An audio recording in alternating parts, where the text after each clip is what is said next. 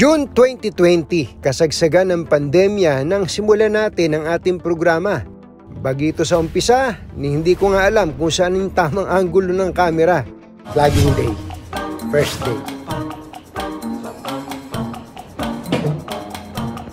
Nakikita yung braso ko. Ito siguro. Ay.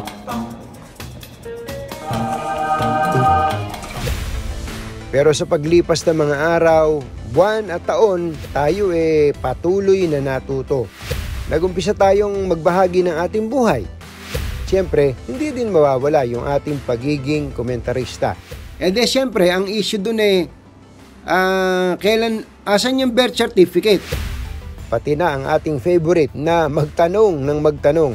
Kumusta kayo ni VP Sara? Naku.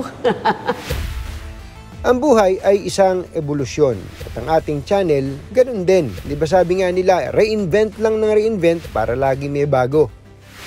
Sa nakalipas na taon, meron na rin tayong digital newscast kung saan bukod sa mga mahalagang balita at makabuluhang interview sa mga nakakatuwa at nakakabilib na mga personalidad, meron pa tayong iba't ibang segments para magbigay ng impormasyon at kasiyahan sa ating mga manunood.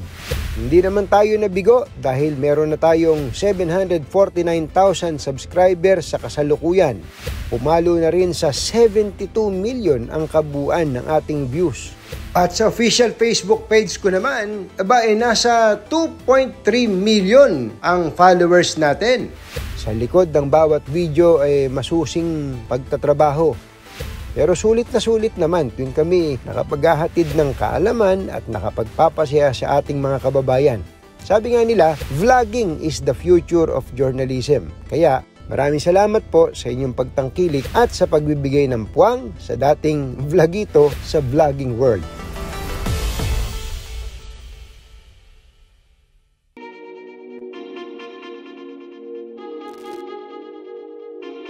Congratulations, Katunying, on celebrating the 4th anniversary of your digital program. Tune in kay Tunying. Wishing you more power and blessings. Your accomplishments and hard work are truly inspiring. I'm so happy for all your well-deserved success and achievement. Hi, Katunying. Congratulations on the 4th anniversary of your very successful Tune In kay Tunying Live. May you continue to inspire your multitude of followers. I wish you more power in the years to come. Mabuhay ka. Happy 4th anniversary, Katunying. You have done so well, bringing to your audience significant and inspiring stories. Congratulations! Katunying, matagal na tayong hindi nagkita and hope to see you very soon. Kasama si Rosel and yung ating matalik na kaibigan na si Jerry Baha. I wish you well. Hello, Katunying, and to all your amazing viewers of the show. I just wanted to take a moment to congratulate you on reaching the incredible milestone of 4 years. Your dedications, passions, and the way you connect with your audience is truly inspiring.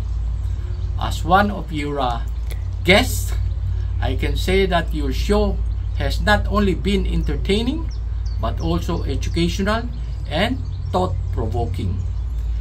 You have created a wonderful community and it has been a joy to be part of it.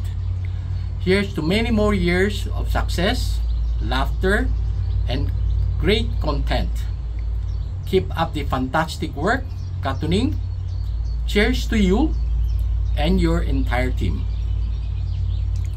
From all us, the MCI Group, congratulations, Anthony, for the 4th anniversary of your program.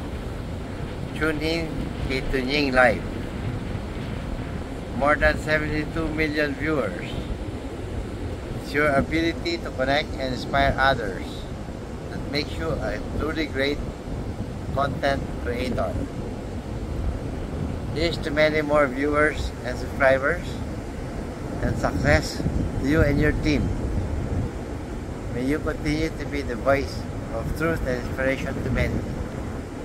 Buhay ka and more power to you and your program. Salamat. Hi Katunying, congratulations ika-4 na anibersaryo ng YouTube channel mo. Sana dumami pa ng gusto yung subscribers mo at dumami yung mga chismoso na nanonood niyan. Ulit, congratulations. Congratulations, Katuning, and to your entire crew on the 4th anniversary of Tune In kay Katuning. You have changed the faces of broadcast journalism by bringing fresh insight and inspiring stories to millions of Filipino. You reinvented yourself and stayed relevant in this ever-changing industry. Your dedication to providing meaningful context is really commendable. I also want to extend my congratulations to Rosel. She's been your partner not only in life but also in all your endeavors. And together, you have made an incredible team. Wishing you many more years of success, laughter, and inspiration. Mabuhay ka, and congratulations once again.